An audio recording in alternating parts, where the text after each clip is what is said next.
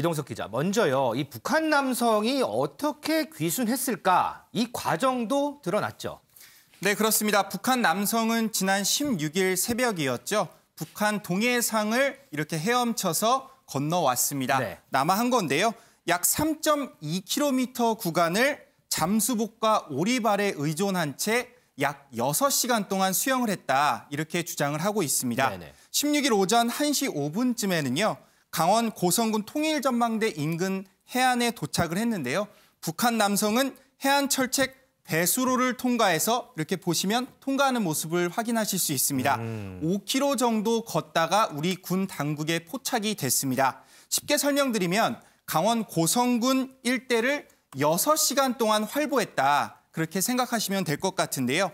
더 큰 문제는 바로 여기에 있습니다. 우리 군은 CCTV를 통해서 이 북한 남성을 10차례나 확보를 했는데요. 네. 8번이나 놓친 것으로 현재까지 드러났습니다. 10차례 CCTV 찍혔는데 8번을 놓쳤다. 그렇습니다. 경계 근무 등 대북 경계에 큰 허점이 드러났다. 이런 비판이 현재 나오고 있는 상황입니다. 그런데 조금 전에 이제 이 남성이 도착을 해서 배수로를 통해서 왔다고 했잖아요. 그렇습니다.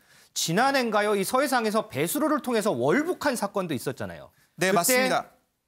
군이 이 배수로에 대해서 전체적으로 점검을 하겠다 이렇게 얘기하지 않았어요? 네, 맞습니다. 우리 군은 지난해 7월이었죠. 강화도에서 배수로를 통한 월북 사건 이후에 배수로 등을 조사해 보강하겠다 이렇게 군은 입장을 밝혔는데요.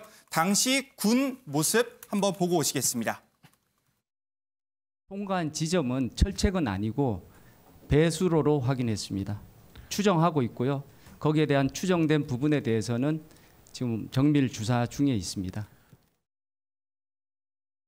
네, 이번 오리발 귀순 사건이 일어난 22사단은요. 배수로 점검을 완료했다. 이렇게 상부기관에 보고를 한 것으로 전해지고 있습니다. 그런데요. 이번 사건이 발생한 이후 배수로 3개가 새로 발견됐다. 이런 주장이 현재 제기가 됐는데요. 그러니까 부대 관리 목록에 없던 배수로 3개를 찾았다는 겁니다. 탈북 남성은 이 가운데 1개를, 그러니까 철책을 배수로를 통해서 넘어서 남하한 걸로 현재 추정이 되고 있습니다. 그러면 군은 배수로 3개가 있는 걸 몰랐다라는 얘기잖아요. 그러니까 군은 그거를 몰랐고 현재 이것으로 추정된다. 이렇게 보고를 받고 있습니다. 자, 이렇게 총체적인 부실이 드러났는데 군 입장은 뭐예요? 네, 일단 서 국방부 장관이 입장을 냈습니다. 서 장관은요. 감시병이 출퇴근하는 간부로 생각해 방심했다. 이렇게 설명을 했는데요. 아, 북한 남기 귀순한 사람이 아니고 출퇴근하는 간부인 줄 알았다. 그렇습니다. 감시병이 그렇게 했다는 거를 서 장관이 발표를 했습니다. 서 장관이 어떤 말을 했는지 한번 듣고 오시겠습니다.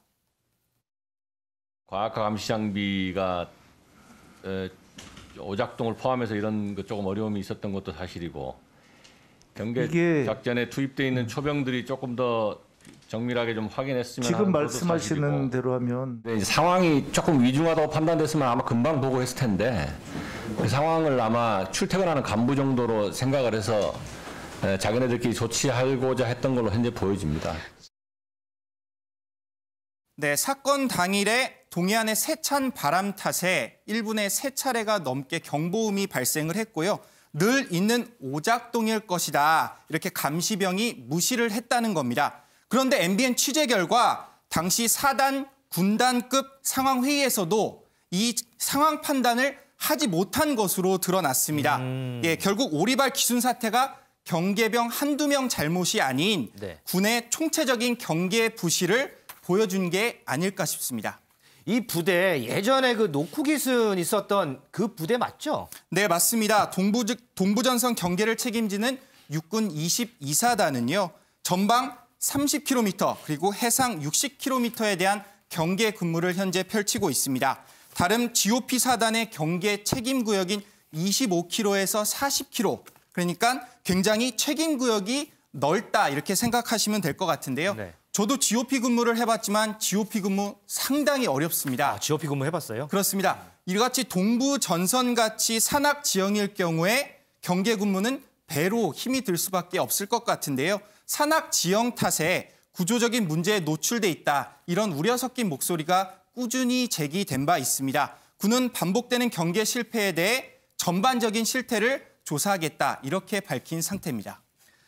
작전에 실패한 지휘관은 용서해도 경계에 실패한 지휘관은 용서할 수 없다. 이런 말이 있는데 언제까지 이런 일이 반복돼야 하는 건지 모르겠습니다. 이 기자 수고했습니다. 자, 윤 대표님, 지금 설명 들어보셨는데 CCTV에 10번이 찍혔는데 8번을 놓쳤다고 해요. 언제까지 이런 허점 반복돼야 할까요?